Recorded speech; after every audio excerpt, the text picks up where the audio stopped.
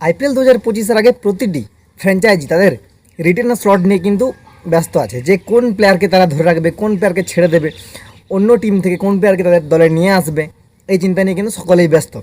তো আজকে আমরা কথা বলবো চেন্নাই সুপার কিংস কোন 5 প্লেয়ারকে ধরে রাখতে পারে। যেহেতু এখনও জানা যায়নি যে বিসিসিআই 6 জন না 5 জনকে রিটেন করতে দেবে, তো সুতরাং আমরা 5 জন প্লেয়ার নিয়ে কথা বলবো, কোন 5 জন প্লেয়ারকে সিএসকে ধরে রাখতে পারবে। তো ভিডিওটি স্কিপ না করে পুরো ভিডিওটি সম্পূর্ণ দেখবে এবং ভিডিওটি দেখার পর লাইক এবং সাবস্ক্রাইব করে নেবে, কারণ এই চ্যানেলেই তোমরা তোমাদের প্রিয় দলের খেলার সমস্ত আপডেট কিন্তু প্রথমেই পেয়ে যাবে। তো চলো ভিডিওটি শুরু করা যাক। চেন্নাই সুপার কিংসের প্রথম রিটেন প্লেয়ার অবশ্যই হবে মহেন্দ্র সিংহ ধোনি, কারণ আমরা জানি মহেন্দ্র সিং ধোনি খবর অনুযায়ী 2025 আইপিএল খেলবে। 2024 আইপিএলে মহেন্দ্র সিংহ ধোনির পারফরমেন্স কিন্তু দুর্দান্ত ছিল।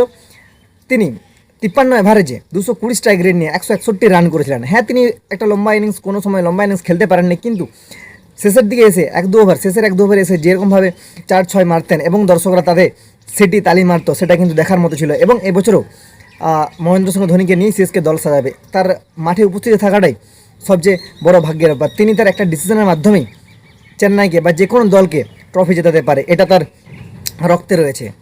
মোট কথা ভাই, ধোনিকে সিএসকে তো রাখবেই, সেটা আনক্যাপ্ট প্লেয়ার রুলেই হোক না কেন।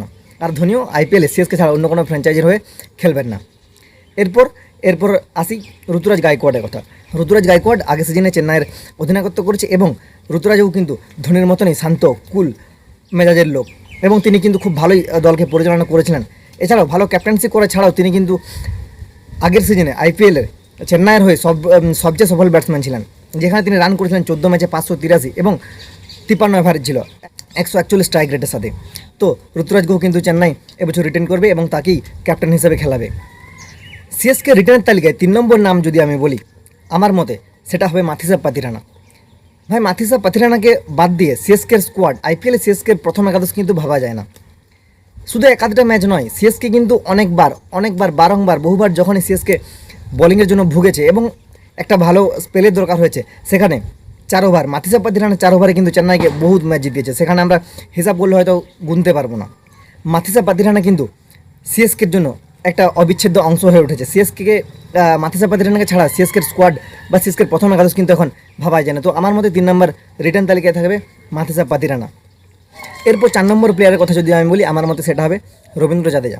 অবশ্যই কিন্তু জাদেজা আগের সিজনে 2024 সিজনে কিন্তু ভালো সেরকম পারফরমেন্স করতে পারেনি, তবে ধোনি কিন্তু প্লেয়ারদের সুযোগ দেওয়া সূত্রেই বিশ্বাসী এবং তিনি বারবার যাদেরকে বিশ্বাস করেন তাদের কিন্তু সুযোগ দিয়ে যান, এবং তিনি শেষে দেখা যায় তিনি চেন্নাই হয়ে বা ধোনির যে কোনো টিমে কিন্তু অবদান রাখেন।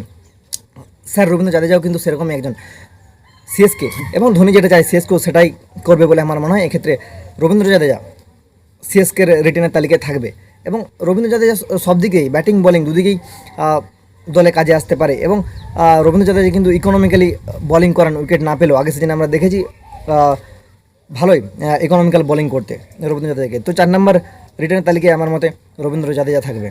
সিএসকের 5 নম্বর রিটেনশন হতে পারে আমাদের ভারতের আনক্যাপ প্লেয়ার সমীর রিজভি।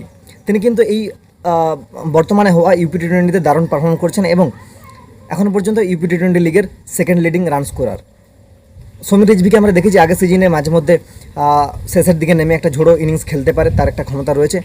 এছাড়াও 5 নম্বর পজিশনে আরও 2 জনের নাম ভাবতে পারে সিএসকে, সেটা হলো ডেভন কনবে এবং রাচিন রবীন্দ্র, যার মধ্যে একজন ওপেনার এবং একজন অলরাউন্ডার, দুজনেই কিন্তু ওপেনে ব্যাট করতে পারেন। আর এছাড়াও রাচিন রবীন্দ্র কিন্তু বোলিংটাও সাথে সাথে করতে পারেন।